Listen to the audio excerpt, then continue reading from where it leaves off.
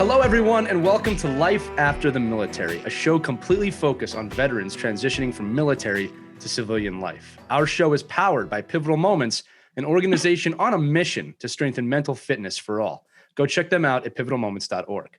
My name is Lee Elias, and I am joined, as always, by my good friend and co-host, Howie Cohen, and we are privileged to have Colonel Lori Mo Buckout with us today. Lori is a graduate of James Madison University, and she served as a signal officer for about 26 years in the U.S. Army. She served several signal assignments that included a tour with the White House Communications Agency during the Clinton administration, and as commander of the 32nd Signal Battalion in the 22nd Signal Brigade, which supported the 5th Corps in Germany. After retiring from the military service, Lori served in several government contracting firms and started her own company, Corvus Consulting, in 2012. After 7 years, Castellum Incorporated acquired Corvus Consulting, and Lori now sits on the Castellum Board of Advisors. Lori, welcome to Life After the Military. Thank you. It's a pleasure to be here. It's great to see Howie again. So yeah, I'm ready to have some fun. Oh, this show is a ton of fun, as we found out over the last however many episodes we've done. You're a bright personality, and I can't wait to dive and sink our teeth into this one. So, Lori, the first question is one we typically ask on every show. As we said, you served just over 26 years in the Army from 84 to 2010, and you had multiple assignments. Just share how that experience in the military molded you and shaped you, and please share any stories that you may have that would be fun for our audience to hear. Serving in the military really made me grow up and take responsibility for my life and learn to manage my own life. I was the youngest of 5 kids. I was the baby. My dad and mom were both in World War II, both Army officers. My dad stayed in for 30 some years, World War II, Korea, Vietnam. Wow. My parents thought one of my older daughters would necessarily, maybe go in the Army. With me, they didn't bother. I was the youngest. I was born with a crossed eye. I was always sick when I was little. I was pale. I was skinny. And one day I came home from college where I was going to major in art and came home from college and said, hey, I think I'm going to join ROTC.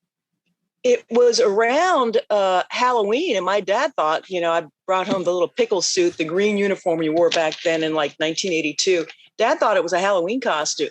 He's like, there's no way this one's going to join the Army. But I got involved in ROTC. And back then they lured you in with using the big black Ranger assault rafts, that you use, that the Rangers use and stuff. They would put those on the Shenandoah River and fill it with teenagers, college kids, and kegs of beer. And I mean, if that's not a lure to bring in a college kid, I don't know what is. So I went to the wrong college. My RC program didn't have anything like that. Oh no, you really did. It was a great time. And so, it got progressively a little harder as the years went by, but I ended up getting a scholarship. It was the Reagan years. They really needed officers. And I was an art major. And still passed the scholarship, qualifications, and they paid for my art supplies. No joke. So I wanted to go to Carnegie Mellon. So I got actually admitted to Carnegie Mellon, and I took my admission letter to my dad. This is like, I don't know, 80 when I graduated from high school. And I took the letter to my dad and said, hey, I got into Carnegie Mellon. And he's like, who's paying for that? Reality hit very hard. So I ended up going to my safety school, which was JMU, which was the only one who would let me in. JMU for me stood for just missed UVA because I could not get into UVA. So that's how I ended up. But it really made me, subsequent assignments really made me grow up. I mean, now that I'm a mom of teenagers, I respect even more the courage of these young people, especially the ones who signed up and raised their right hand after 9/11. Right. When I came in 84, there was a Cold War, but it wasn't looming on the horizon the way the attack on the homeland did. So I really had a perspective now of what it takes to see a teenager grow up, especially these young kids like who enlist right out of high school. That's some incredible courage. It really is. So for me, it made me grow up. It gave me personal responsibility. And it reinforced a work ethic from my parents that what you get in life is really what you reach out and grab. Lori, before Howie's going to dive into your post-military career, going back to the beer recruitment strategy. Because I don't want to walk over what you just said, because I think it's really important. But I grew up in the be all you can be era of military recruitment. Right. And it's funny is that you embody that, right? You know what I mean? Like, the military has interesting sayings as be all you can be. There was Army of One at one point. I'm actually not sure what it is today, but I always remembered be all you can be. That kind of rock metal guy singing the voice, which tells you. I loved it. Yeah, I did too. It was the 90s. I actually met the guy who did that. That's another podcast. But the story is you embody that. And so many people, like you say, they go in for multiple reasons. And when they come out, they are just better human beings, or they are more put together. Not that they were bad human beings before. I am just amazed always for even all our listeners, no matter where you are in service, in or out. The military provides just so many tools, to youth, to adults, that they can use in their life. And one of the themes on this show that we'll talk about multiple times on this episode is that if you are in the military or retired from the military, you are equipped with a pretty amazing skill set that you might not know that you possess. And, again, not to sound cliche, but you can be all you can be, not just in the Army, but outside of it as well. So anyway, I just reminded me of that. That's my comeback to the beer strategy. Sounds a lot better. I'm with Howie on that one.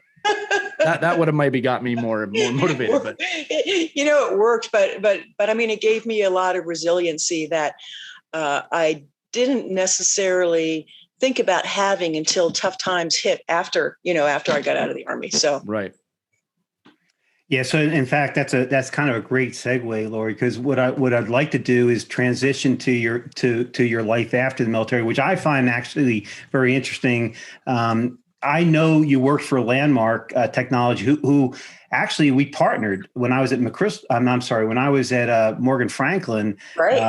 And we spoke about that a little bit the other day when we spoke on the phone. But you worked for Landmark Technologies for a couple of years. You worked for Task for a very short time. And I know you're going to share why. And I think that's going to be very important for our guests to hear about.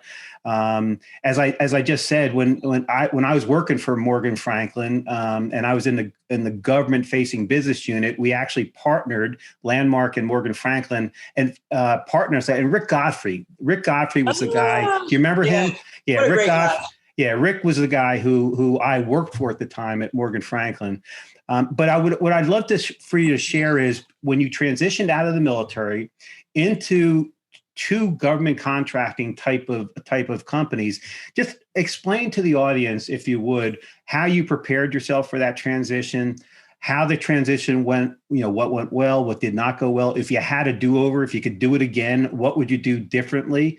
And I think our audience can gain and glean a lot of good experience or hints of how they can better prepare themselves for that kind of a transition. Well, for starters, a couple things. I have read and heard from some folks. In fact, Lieutenant General Lovelace, when he retired from the Army, he was a G3 and my boss at one point in the Pentagon. We were talking at one point about jobs and what I'm going to, and he goes, the average Army officer, or I think probably the average Army person after retirement career, they go through 3 jobs before they find the one they want. And that indeed is what happened with me. Right. So, the second thing that I realized is going back to that resilience is I made mistakes in selecting where I went. And the companies that I worked for each time were great companies. Landmark is a great company. Task is a fantastic company. I made mistakes and selected to go to those companies thinking that I would enjoy it there and be a good fit there. And it just wasn't. For the first one, I still wanted to be a commander. I wanted to be a colonel. I wanted to be in charge. And it was a small company. And I did not know enough to be in charge. And I was very frustrated with myself. And every day I was frustrated with myself. I wasn't learning fast enough. I'm very hard on myself. And we did have some successes. The company did very well. We doubled the size of the company. But I felt frustrated because I was not in control enough. And that's a big part of being in the Army. A lot of us end up as control freaks. And that's, sometimes you have to accept that truth about yourself rather than trying to hammer yourself into that, into that square peg or whatever it is. So I left them. I created more responsibility. And then I went over to Task because they were going to make me, and they did make me, director of all defense business development, less Air Force. They had a really sharp Air Force 3-star retired in charge of that division. So I came in, Task was downsizing hugely, and they had just cut their business development staff tremendously because they had just been bought out, and they were positioning themselves to be sold again. So you're cutting the middle management, the overhead and stuff. So I came into one of those situations, and I felt like a tiny little tool in a huge machine, and I felt like I couldn't make a difference. One thing I did learn about some big businesses is that when you come in as retired military, you're kind of there as a toy soldier sometimes, and you're not necessarily there as a respected and listened to member right away. They're like, okay, we got our toy soldier. We're going to put her in the building and do business development and go out and get business and stuff. And I'm not saying Task necessarily did that. I was saying that's how I felt.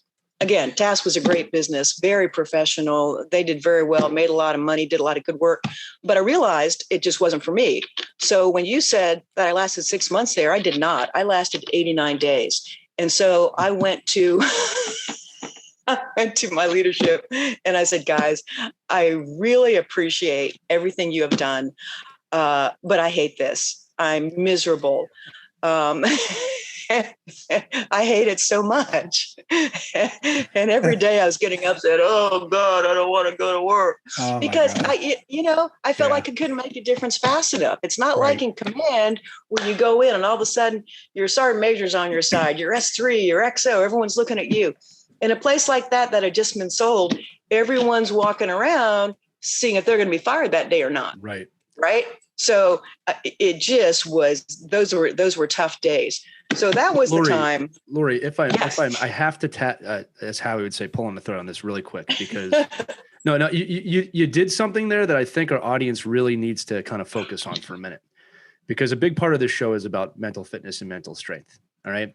And I know from speaking to a lot of people that retired from the military, there's a sense of duty, right? Like I can't leave where I'm at because I have to do what I have to do. And that is completely a military mentality, and it's totally respected. But something you tapped on is you had the courage to say, I don't enjoy this and I do not have to stay.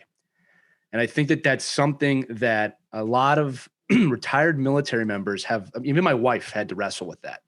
All right. Yeah. And it's part of the mental health is if you stay doing something you hate. I mean, you did 89 days, that's torture. People do this for years. What will that do to your mental health? So I'm saying this to our audience, but from what your story here, Lori, is that if you hate what you're doing, you cannot be afraid to stand up and say, I don't like this. This is not what I want to do. And I'm going to make a change. So I really commend you for doing that. That takes guts. And I have no doubt that you said that exactly the way you just said it on this podcast too. I hate this. Thank you. Goodbye. You know what I mean? So I just had to tap on that point. So I want to speak on pulling a thread. I'm going to pull a thread here. I don't know if you guys expected this or not. We didn't discuss having this discussion, but I'm going to lay it out there. I learned to deal with fear by having PTSD. And here's something a lot of folks don't understand about PTSD. They think it is based on fear of being in an environment. For me and for a lot of other leaders, that's not it at all. As Howie knows, my battalion, we did the ground war, went in with 5th Corps. My battalion, 2/3 of it, I cross-attached to mostly to 3rd ID, ended up having folks up with 101st in Missoula, and we kind of fought our way north. So I had the Corps rear CP with my battalion headquarters supporting that and some of the, field artillery elements. I had teams. I had 26. I had 33 teams spread out all over the country. So when we crossed LD, Third ID did not have enough communications teams to support all of their elements. And of course, we had our own going across to our own division elements. So I gave my teams to all kinds of people. They went to field artillery units, they went to medical units, they went to infantry units. And when we went into combat, those guys were attached and they just washed. Being over there, and I think most soldiers feel this way, being over there, I mean, you felt so empowered and so strong, and you are just blazing along in your Humvee, and they're shooting at you and they're not hitting you.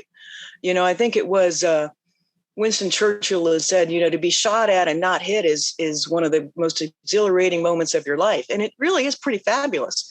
But the issues come when you get back. It is. So the issues come when you get back, though, and that's when that adrenaline fix is no longer there. So I came back, and I'm not a big girl. I lost 20 pounds, just couldn't eat, was depressed. And what it was that chemical reaction of you no longer have that adrenaline stimuli. I needed 2 bags, IV bags, to walk in my own battalion change of command. And I look at the videos now and I look like Skeletor. So I got treatment, and very tedious. I was assigned to the Pentagon, and I was kind of wasting away. I was like starving to death. I couldn't eat. I was sick all the time. My immune system was shot. I had pneumonia 3 times 1 year. It's like, I got to do something. So I started going to counseling once a week and got medication when I was in the Pentagon. Tedious as hell. I mean, here you are, you know, you just left a combat battalion command. You couldn't feel more strong and, savage. You're like a Viking out there. And then all of a sudden you're walking around the Pentagon. It's like, oh, I got to go meet with my counselor. I got to talk about myself for 30 minutes. And honestly, we hate talking about ourselves. So that gave me a very strong sense of the necessity to deal with tough times when they come up in your face. I mean, I wanted nothing more than to run from that PTSD experience because it made me so weak. But I realized for my family, for my coworkers, my fellow soldiers, I had to deal with it. That experience, I think, gave me the courage to say later on in life, this job sucks. It's a good job. It's a good company, but it's not me. And I hate it and I'm miserable. And somewhere along the line, I learned that life was too short to be miserable.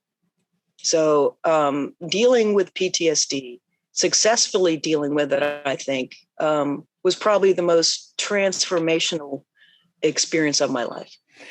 Well, let me say this, Lori. First of all, thank you for just being willing to be so vulnerable with us and more importantly, with the audience. I think that was an incredibly powerful story. And it moved me, I will tell you, because there's more of us who deal with it than probably most of us want to admit. And right. And more importantly, most of us aren't willing to talk about it. Right. And there's many reasons for that. And actually, like you said, this is going to go down a little bit down a path that I had not been prepared to go down. But I actually, if you're comfortable going down it, would like to ask a few follow-up questions, because what's interesting to me, first of all, again, the fact that you recognize that you needed help and you sought help. And I know you used the word weak, and I'm hoping what you meant that your body was weak, but not because I will tell you your mind was not weak, right? Maybe you were in a weakened state because of your health and nutrition, but I will tell you there's nothing weak about you at all for recognizing that you needed help and seeking the help. In fact, in my mind, that makes you one of the most courageous people I know. Absolutely. And I am dead set on eradicating this goddamn stigma around this concept that if you are challenged from a mental health point of view and you think you need help and you seek help, that makes you weak is just, excuse my language, is just bullshit. And I am working very hard to combat that stigma, as is Bob Morgan and as is the whole Pivotal Moments organization. But anyway, what I wanted to ask you is, How did your chain of command handle that? Um, What kind of support did you get or did you not get? Because I will tell you, that is an incredibly courageous thing that you did, especially as a senior officer. And listen, I don't mean to rant here, but I'm going to rant. There's this thought that because you're a senior officer in NCO that you don't have these feelings. Well, that's bullshit too. You're human, and we all have them, right? And you just have to learn how to deal with it and confront it and overcome it, hopefully. But I know that had to be a very, very tough thing for you to do as a former battalion commander, looking to make colonel, looking to potentially make brigade command, and you're probably thinking, shit, is my career over right now? And you still had the courage to do what you did, and I love you for it. Well, yeah, it was definitely weak in body because I was like starving to death, so I'm 5'10". I was about 115 pounds. Oh my God. Yeah. And I would get up and I would have trouble breathing. I was just, you know what? I can hardly breathe in and breathe out. I didn't have the energy to do that. And my kids inspired me. It's like, you know what? They need me. And they were young. I left when I went to Iraq. I had an 11-month-old and a 3-year-old. Oh, jeez. Yeah. And so I came back to a 2-year-old, brand new. He was, a year and 11 months plus. We had his birthday right after I got back. He didn't know me. And my other son was just turning 5. He couldn't let me go. He was attached to me. I just remember talking to him on a tactical phone, and there's rockets in the background. He's like, his little sweet little voice is like, "Mommy, are the bad guys trying to kill you?" And I was like, no, it's just fireworks, honey. Everything's okay. They're just having fun, And so I realized I had to get better for them. My chain of command was fantastic. They were fantastic. I had a Navy 06 who is just a wonderful guy. And then my next boss after that was another Navy 06, first a male and then a female. And they were both just fantastic. Two of the best bosses. I was in the Joint Staff J6. And then I went over to the Army G3 and I continued treatment. I declined War College. I wanted to stay with my boys. And at the time, you know this, Howie, I was joint qualified. So the Army was insisting I go to Carlisle. Yeah. We had just moved into a house. Right. I couldn't leave the kids again. I couldn't be a road warrior. I couldn't uproot them. So I declined War College. So another incredibly courageous thing to do. So at that point, I because I had to prioritize my family and my health. So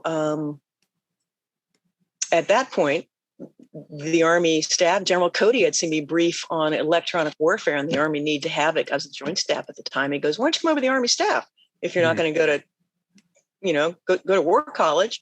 General Moran, Denny Moran. Oh yeah. Was my boss and he was deputy J6 at the time in the Pentagon. What do you want to do? I just love that man. And I love his wife, and he's just an angel. He's a gruff angel, but he's an he's an angel. I respect that. He's an angel who walks around Moran. frowning a lot, but he's an angel. Trust me. Yeah. I said, I think I'll go to the Army staff. I said, okay. So, and over there, my bosses were guys like General Huggins and General Halverson. Oh, you work for Jimmy Huggins? Jimmy is one of my best friends. What a guy. What a guy. Oh, so yeah.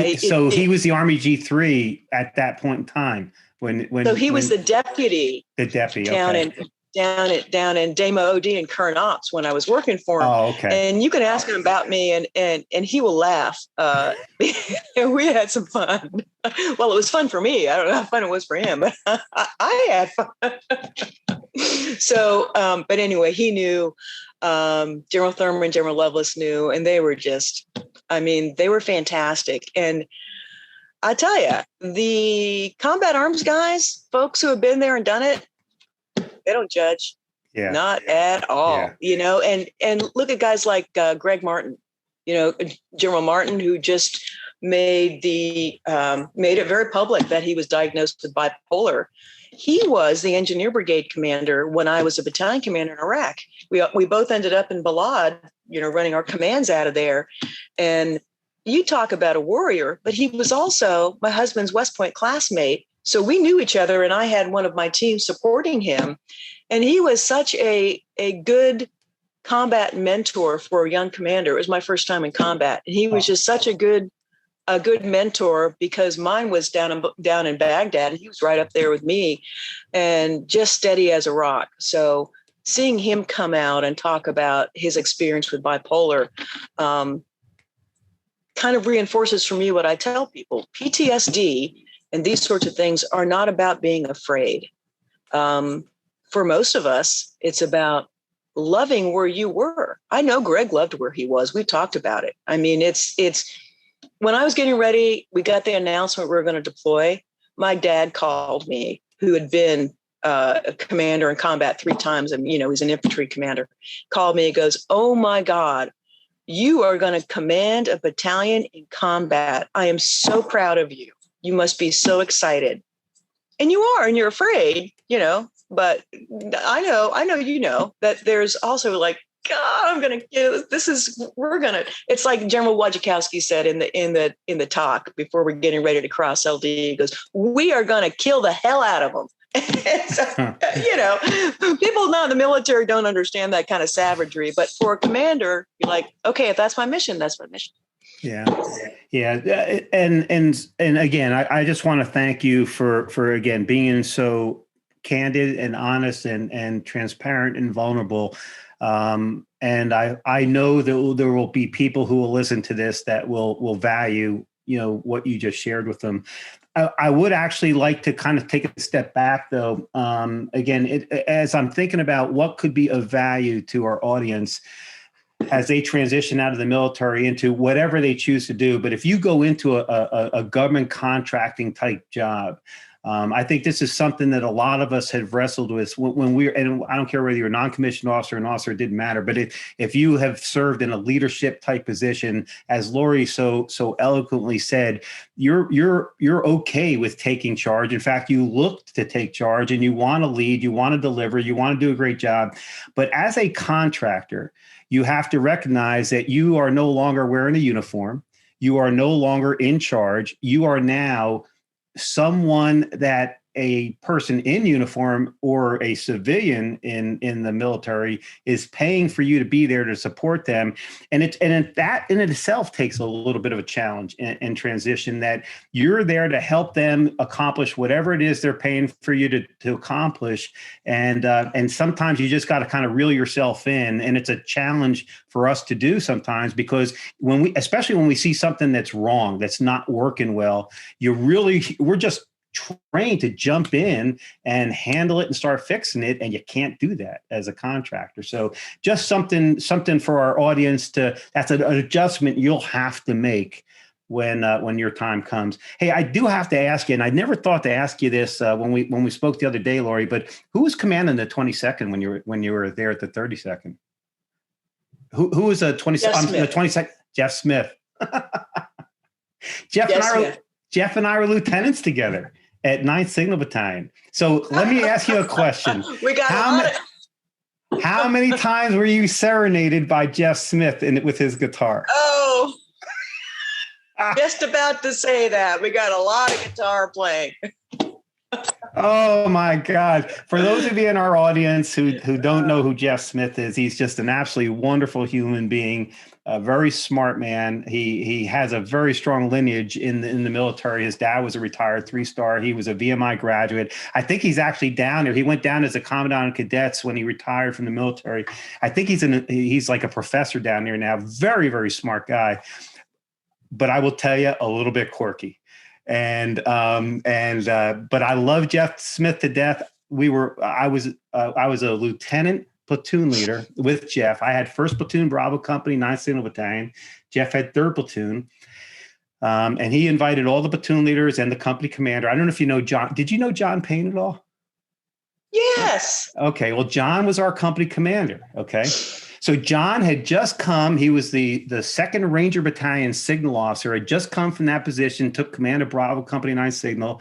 I was the 1st platoon leader. Carolyn, and I don't remember her last name, but it's now Carolyn Payne, John Payne's wife, was the 2nd platoon leader, and Jeff was the 3rd platoon leader. And Jeff invited us over to his apartment in Steilacoom, Washington, overlooking the Puget Sound, just absolutely magnificent.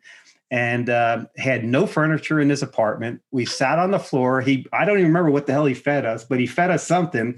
And then he disappeared for about 3 minutes, comes back in with his guitar, and then he sang to us for about an hour.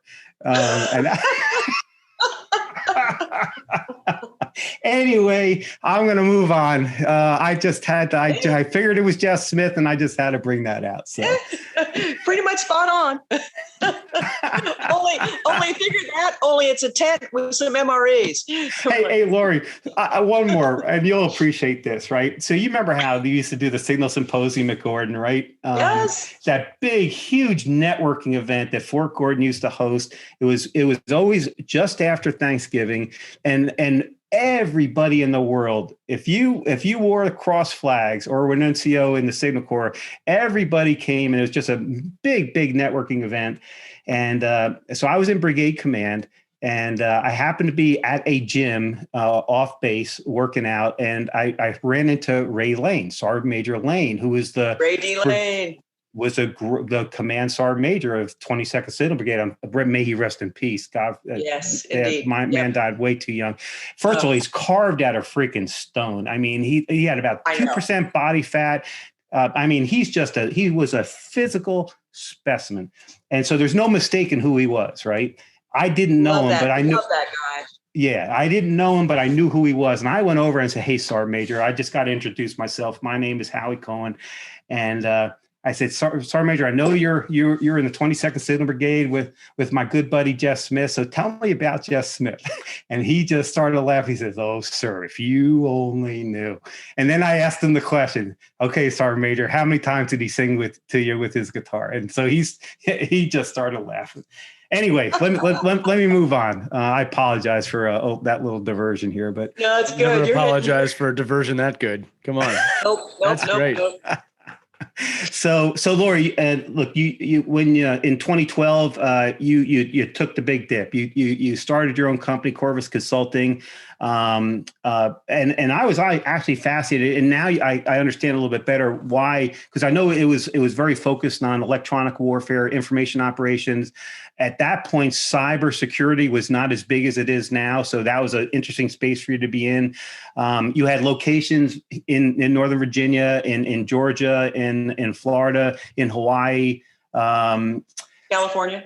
Yeah, and so what really impressed me is how you had the moxie to start your own company after only 2 years of being out of being in the government contracting space, or the business experience. Like, explain to the audience what steps you took to start your own company, what you did, and how you chose the service offerings that you chose, and arrived at these different locations around the U.S. Okay, so I had just left TASC, and I was thinking, what am I going to do? Luckily I had the safety net of military retirement, right? And my husband worked, right, and he had a retirement. So I went to St. General Lovelace. I think he was with L3 at the time. Okay. And he said to me, we're talking. I said, "Sir, I don't know what to do." And he goes, "Why don't you start your own business?" And I said, "I'm scared." And he looked at me with that Tennessee accent. He says, "Is there a body snatcher in the room?" I said, okay. Because, he'd seen me with a PTSD thing and stuff like that. And so here's the rest of the story too. When I was working for him, I got selected off the alternate list for brigade command.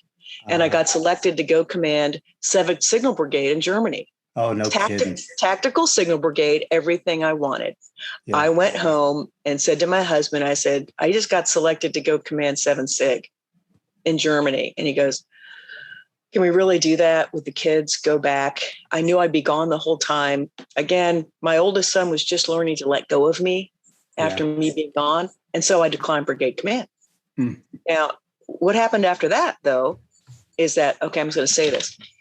When you're a colonel who's declined War College, declined brigade command, you know you're not going to go any further. You're the most dangerous person in the Pentagon. And I got nothing to lose at that point, right? I got nothing to lose. And man, did I have fun. Get you coffee? I'm not getting you coffee. Fuck, you get your own coffee. Bitch, no. There's a coffee maker, and you get me some while you're at it. So that's why you talk to Jim Huggins. He's going to go, oh, God. Oh, I can't wait to bring it up, man. She was crazy. And you still are. So anyway, I'm in briefings, and there's like 3-star Air Force generals saying blah, blah, blah. And I'm saying, no, no, no. And I love this, man. The RPG-3 is going, oh, God.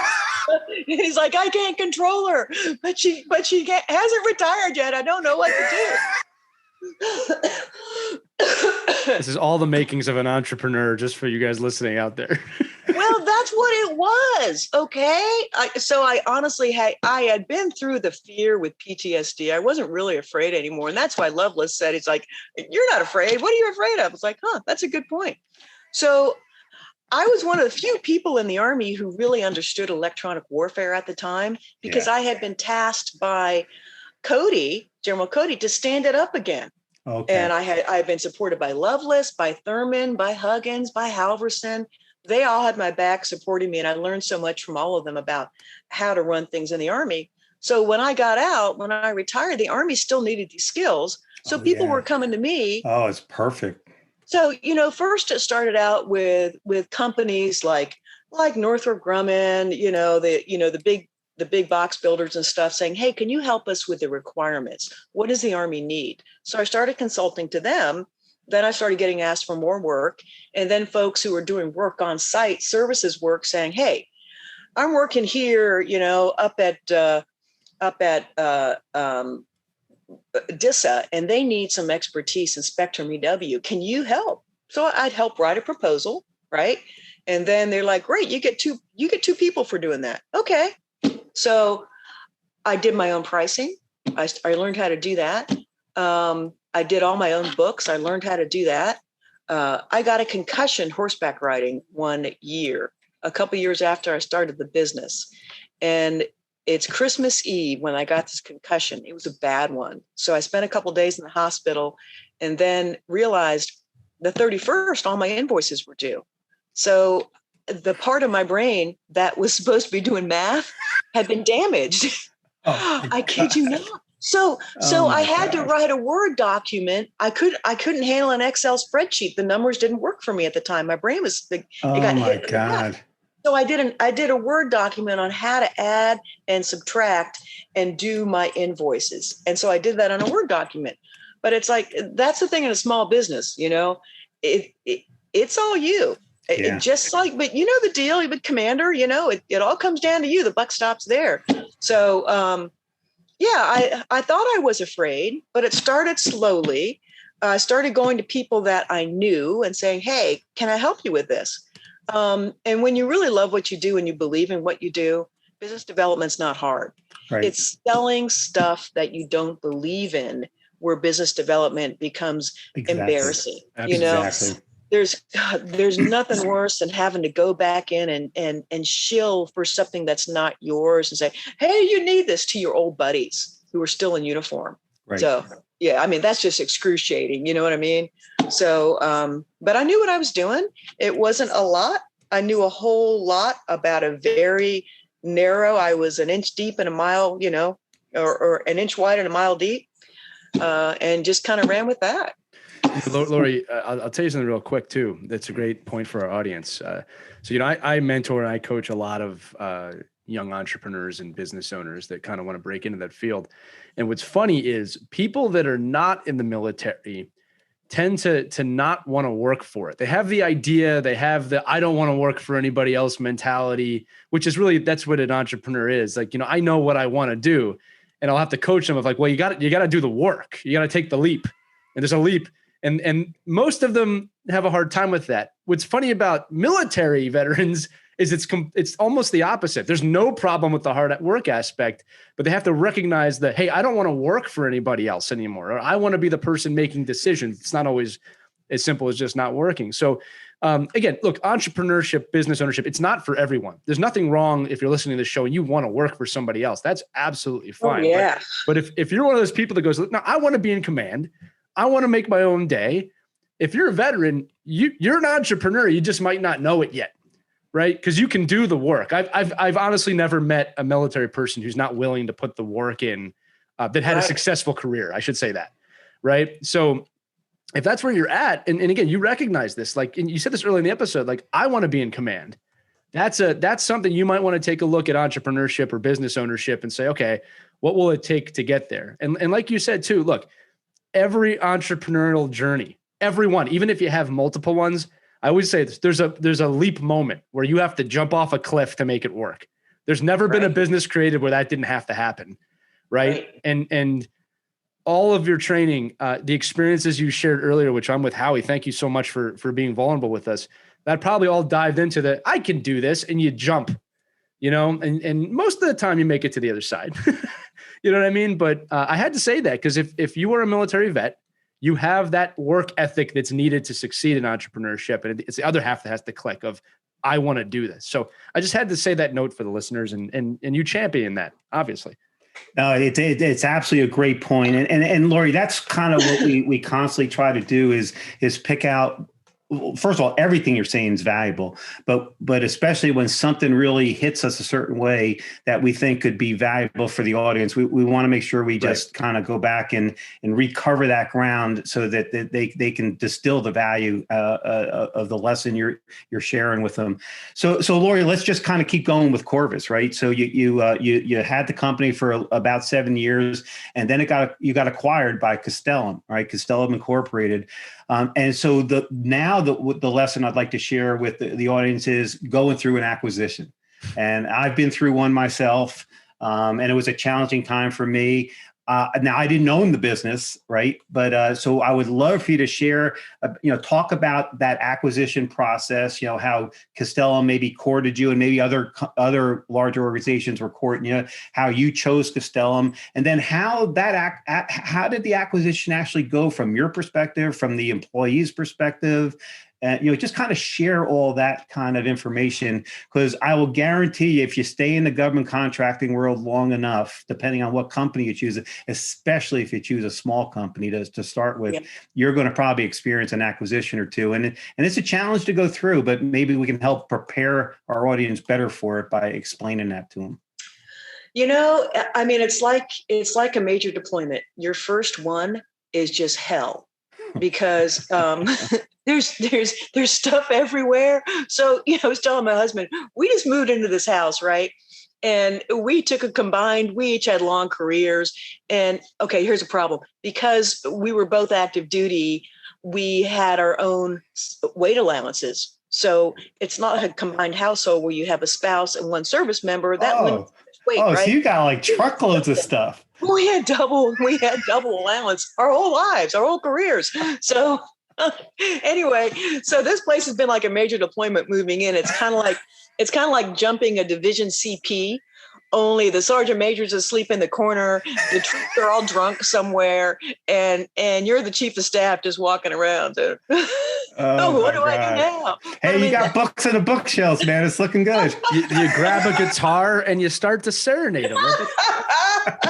Maybe there was a method to that, Matt. Now go ahead. Well, that's a good point. It made everyone else realize they had to get to work because the boss is playing a guitar. So it's like, method to the madness, man.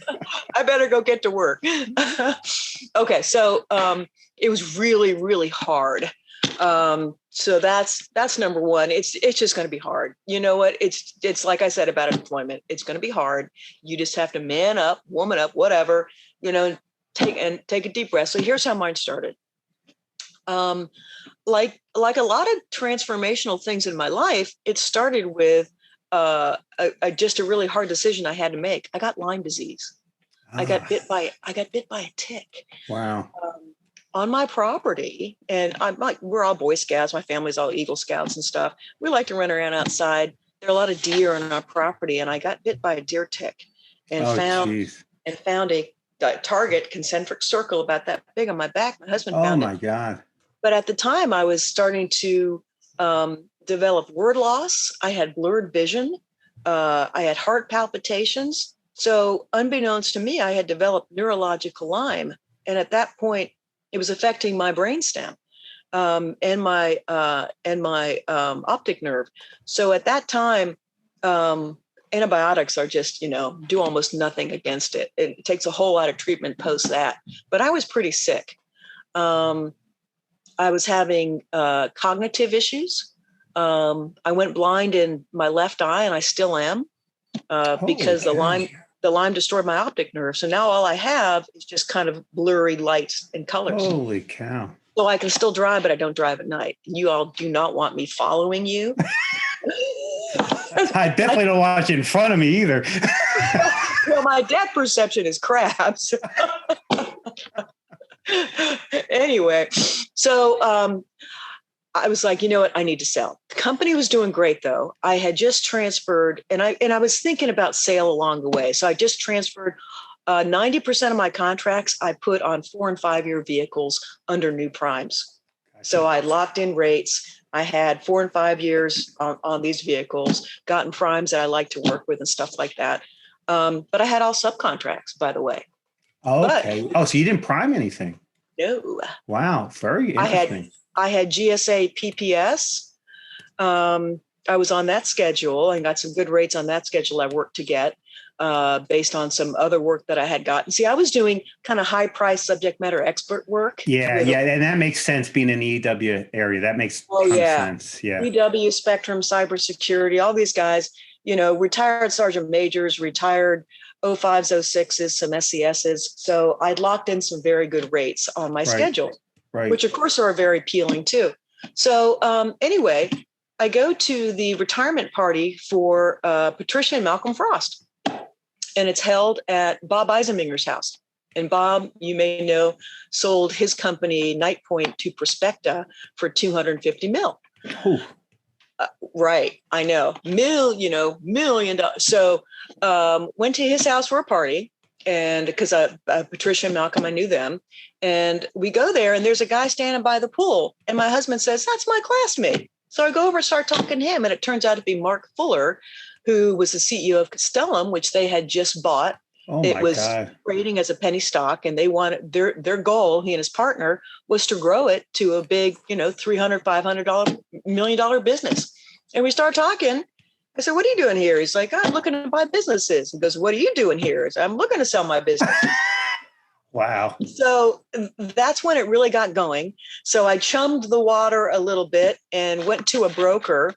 And the broker said, "I'll charge you 10 grand to evaluate your business, put a value on it. And then I'll charge you 6% or something to sell your business for you." And I started doing the math. And I was like, he's going to take a lot of money to sell my business. I know how to sell a business. I thought I did. So I said, "No, that's okay. Just evaluate it." And he did. And that's a certain, percentage of EBITDA and stuff. But the bottom line is, when you go to sell your business, what's it worth?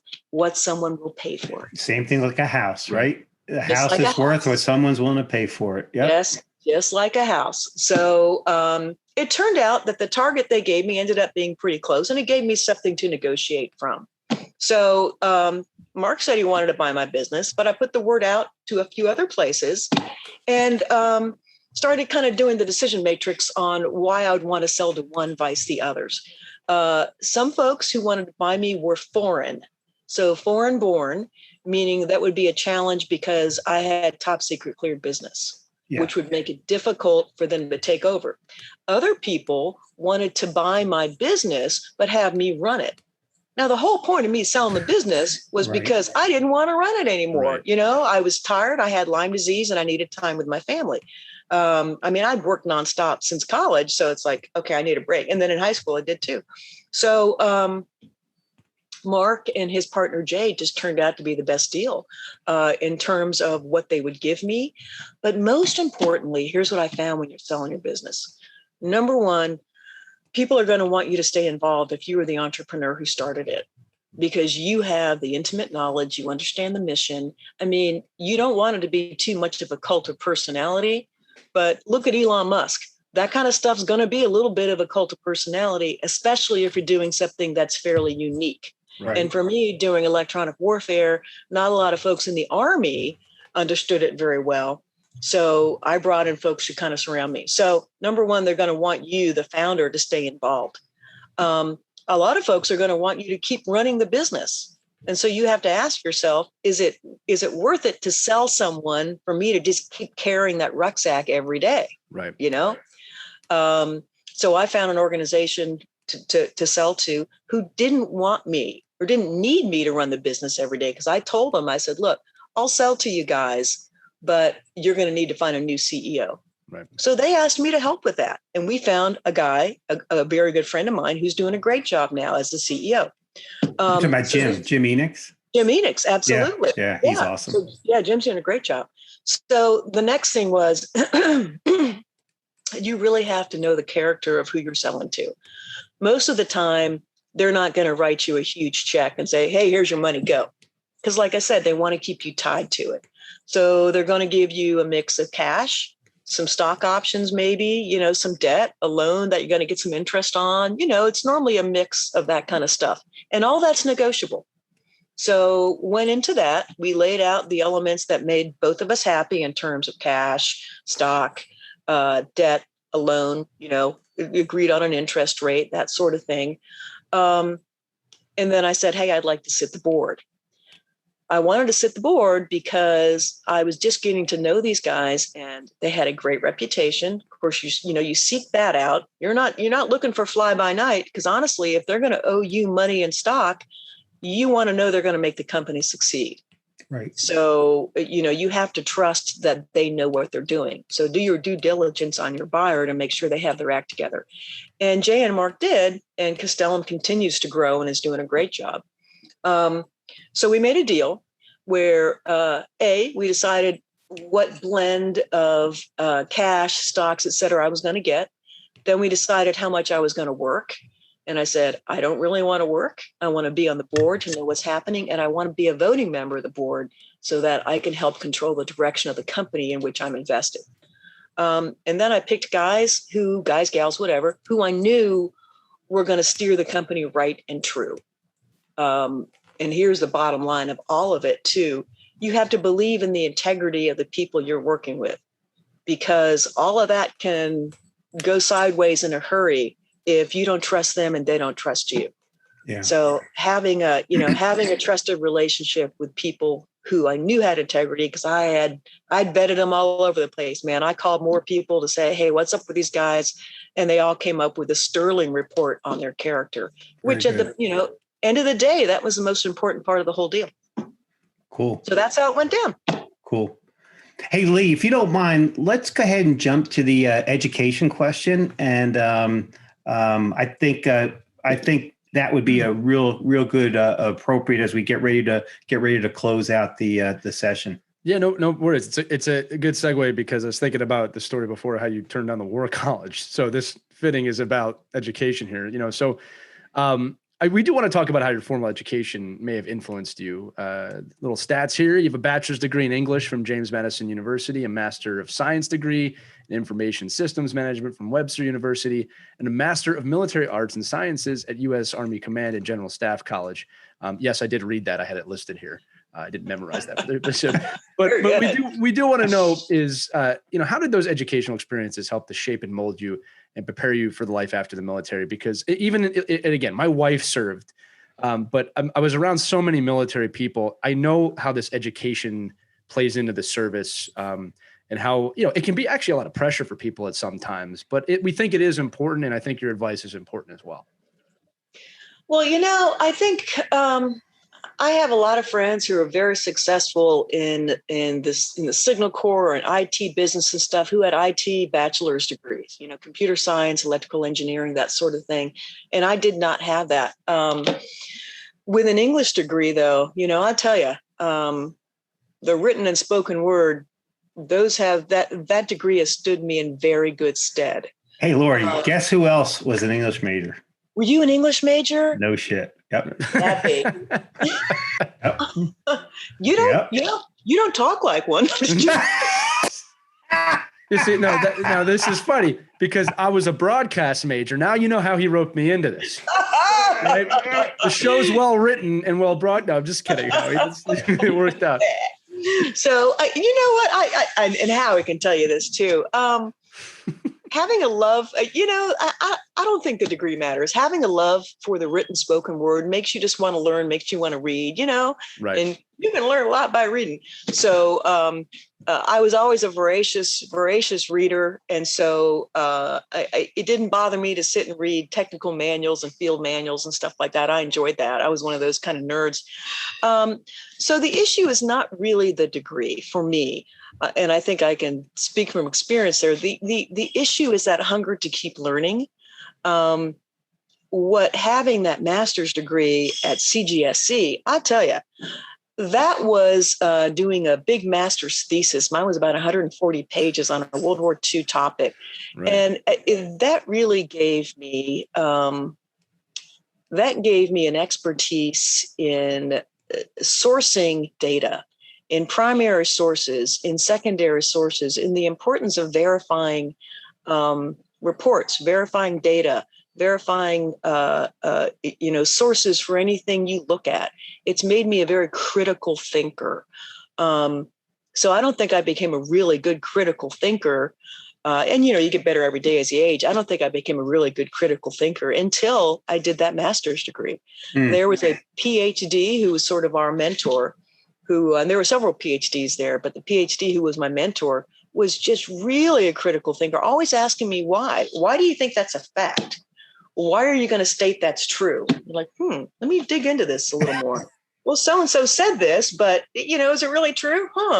So, these days in political reporting, especially, I feel lucky that I had that background to become a very critical thinker. That's awesome. Question everything. Yeah. So I think that as a soldier, as a leader, as an entrepreneur, as anyone in business, critical thinking, asking why something is the way it is, it is probably has done me the best good in running a business. I was never afraid to be the dummy in the room. I was never afraid to ask questions. Going back to the education piece, that critical thinking and asking why. As far as entrepreneur advice, ask your friends for advice. If you know an entrepreneur, ask your friends for advice. Right. Man, I knew a lot of them. I don't have a single original document in Corvus. I didn't make up a single non-compete, NDA, consulting agreement, this, that. Why would you want to? Cover page. Man, I got it all from my buddies, and I just put my logo on it. Hey, Lori. So you listen, and you'll appreciate this, man, because I know you have a great sense of humor, right? So there's a saying I came across, and I've lived it my entire life. When you steal one idea from someone, it's plagiarism. When you steal 10 ideas, it's called research. So I do a lot of research, right?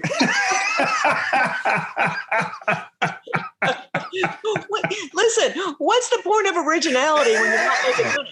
Come on, man. Howie, now you sound like an English major. Hey, Lori, did you know Rock Schmidt at all? Yeah. All right, so let me tell you a quick Rock Schmidt story because you reminded me of this as well. He's a gem. He's a gem. Oh, he is. And so I worked for him when he was at JCU. He was the commander of JCU. He was a major, just got promoted to lieutenant colonel. I was heading off to CGSC, right? And so Rock, being the mentor of men and women that he is, right? Rock pulls me in, puts his arm around my shoulder, says, "Howie, I'm going to give you the secret to success." And I go, "Hey, Rock, let me go get my notebook, man. That's why I want to make sure I get this all down, right?" I literally go running for my notebook, and he puts his arm back around my shoulder. He says, "Howie, here's what you got to do." He says, "You got to be a talent scout. You got to be the best recruiter you could be. You got to go find the best men and women you can possibly find and surround yourself with them. And in many cases, they're going to be smarter and more capable than you." He says, "You give them a little bit of guidance, you give them a little bit of direction, you take care of their families the best you possibly can, and then you just let them do their thing and you stay the hell out of their way." And he says, and Howie, I know you're going to be so successful because you can only find people who are smarter than you.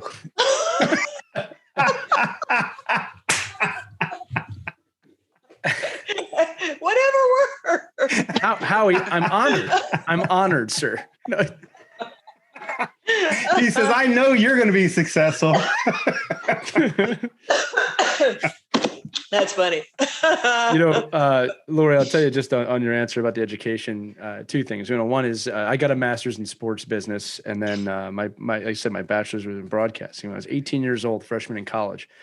I'll never forget this. One of my professors, first class you have in broadcasting is writing. It's not TV, it's not radio, it's not audio, it's writing. And I'll never forget my professor said, if you can't write well, you'll never make it in this industry. Right. And it goes back just for their audience, just to give some perspective on writing. We underappreciate reading and writing today, mainly because everyone can do it for the most point. You know what I mean? Like for the most part, most people can read and write. Yes. Right. But we underestimate writing well, reading with intent, and how valuable those skills are. It's funny because if you go back to the start of the country, the people that could write were the rock stars, right? They were the rock stars of the country at that time because they could write and read so well. And I still think that skill set is just as valuable as it was in this late 1700s. So that's just a little nugget for the audience. Now, speaking of the written word, every episode I give our guests a title. Oh yeah, that's right. So if you were to ever write another book or a book in general, I have a title for you, and I'm not going to lie to you, Lori. I think this is my best one ever. All right. Oh, boy. And in fact, I'm going to read it to you right now. It's got a title and a subtitle. All right. Are you ready? Uh-huh. Okay. This is your book. All right. It's called Beers in the Lake: How I Became the Most Dangerous Woman in the Pentagon. by Colonel Lori Buckout. That's your book. It's that subtitle that's going to sell 1 million copies. Oh, Lee, that is beautiful, man. It really is. I have to admit, you've come up with some great ones, but that has to be the best so Beers far. in the Lake: How I Became the Most Dangerous Woman in the Pentagon. That is good.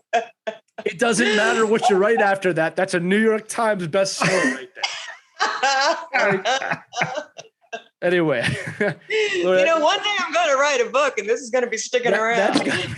Listen, if you go with anything, just do the How I Became the Most Dangerous Woman in the Pentagon.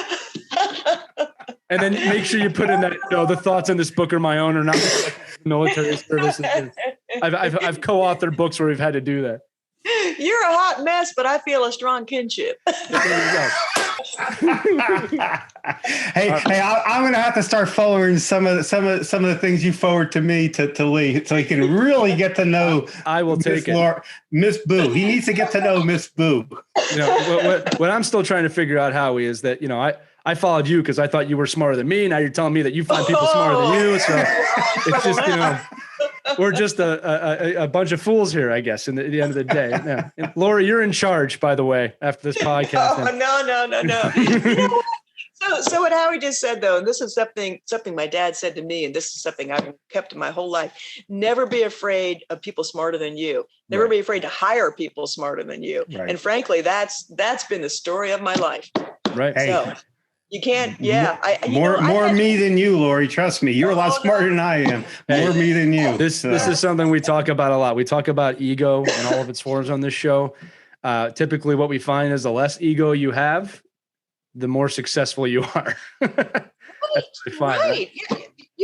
Look at some of the best general officers that I've known, best in my estimation as a mere colonel, were the ones, I remember General Corelli. We were briefing him on something, and he was getting, briefed on the rapid equipping force and boots for special forces guys in Afghanistan. And he's like, look, I'm a tanker. I know nothing about boots. I ride tanks. You guys tell me. I'm not the smartest guy in the room because I'm not paid to be. You guys tell me what boots they need, and those are the boots we're going to get. I mean, it's just little decisions like that. A guy with no ego is like, hey, this is not what I do. You do this. Yeah.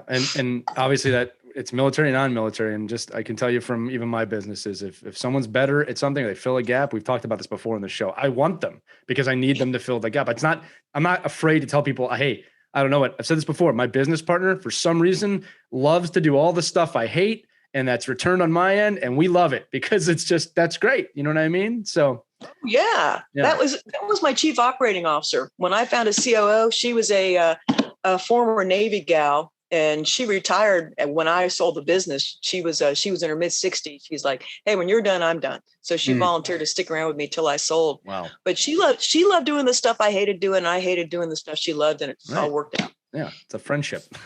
So yep, absolutely. We do have to dive into our last question, which is sad because this has been such a fun episode. I don't want it to end. But Lori, as you know, Pivotal Moments, the whole point is to seek ways to strengthen mental fitness worldwide. That's our mission with them. It's our mission with Charlie and Mike. So I want to know, how do you personally define mental fitness, and share the things that you do? You've done some of them already, of how you strengthen your own mental fitness. You know what? I think mental fitness is mental agility. It's knowing you're going to have ups and downs. And it's knowing that the downs are going to end.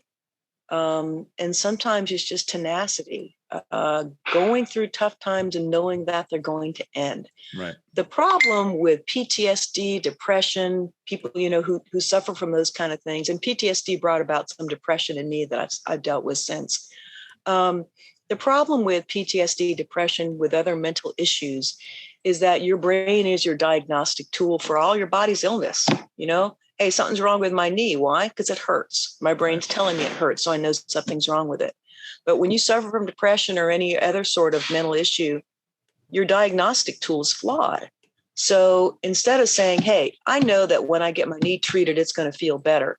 It's very hard sometimes when you're in the middle of a depressive episode to say, I'm going to treat my brain and I know it's going to be better, because the depression is fighting against you. Right. Telling yourself that and understanding it. It is really through experience, just like you would knowing how to deploy. We're going to load the trucks. We're going to do this. We're going to do that. It's going to be okay. We're going to get to our point and we're going to set everything up. It's the same thing suffering through any kind of a mental issue. It's like, all right, I know this will end. This is how I treat it. I'm going to get through to this point and it's going to be okay. That's that resiliency. That's understanding that this road march will end. The sun also rises. This is just one of many episodes, and it's part of life, and it's okay. It's like going out for a hard run. I don't know about you guys, but I think I puked after every PT test. You need to meet my wife. I put it out there. Yeah. My wife says the same thing. Yeah, I would put it out there. Right.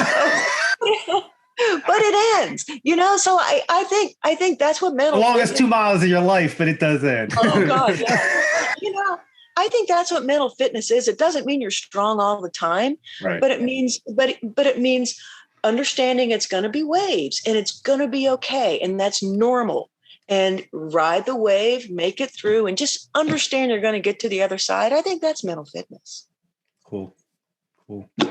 Well, Lori, I will, and I'm just like Lee. I really don't want this episode to end. I had a great time. And I was so looking forward to it, especially, following all your posts leading up to this, man, Oh my God. I'm telling you, I am going to be your manager. We're putting you on the road for a stand-up comic. We're going to make a ton of money, Lori. It's time to start a new business, Howie. Let's go. Hey, listen, do you know AC Coley? I know that name. Oh, you don't? Okay. Well, if you knew him, I feel bad. But anyway, I got AC coming on later today. If you know, yeah, and this Lee. This is going to be such a great day for you. Just trust me. It already is. What are you talking about? I mean, I know you can't. I can't even imagine how it could get any better than this. But we'll have a great time with AC and Mark. But hey, Lori, thank you so much. Thanks for having me. I had a great time. Well, hey, listen, and again, I just not only have you provided such incredibly invaluable information about transition and business and starting a business and selling a business, but I will tell you the vulnerability that you shared with us, the transparency that you shared with us about some of the challenges you have personally gone through. I love you to death, man. And thank you for sharing that with us. That's what this show is really all about, to be honest with you, is how can we help our veterans and their families strengthen their mental fitness, knowing that we're all flawed and we're all challenged at times. But like you said, we have got to be resilient and strong enough to power through it. But there are times when you do need help, and there are times where you should seek the help, and that is not weakness, that is strength when you do that. And you are one of the most courageous women I know. And thank you for being with us today. Hey, anything I can do in the future to help you or your cause, because what you're doing is God's work. Thank you guys both so much, and to Ben, thank you too. This is God's work. Count me in as one of your foot soldiers. Okay. Well, I appreciate that, Lori. In fact, I will off the screen. We'll have a discussion about that as well. But thank you so much for being here. All right, today. you guys, take care. Yeah, Lori, we'll have to have you on for a follow-up episode or a second episode, but. For now, you've been listening. And we'll come on site. We'll just record it at your house. Okay? Have a conversation. It'll be a fireside chat. All right. That's going to do it for this one. You've been listening to Life After the Military, which is powered by Pivotal Moments. And you can learn more about that organization at pivotalmoments.org and find more inspirational entertainment and educational content for the most dangerous woman in the Pentagon. Lori Buckout, Howie Cohen. I'm Lee Elias. Thanks so much for joining us.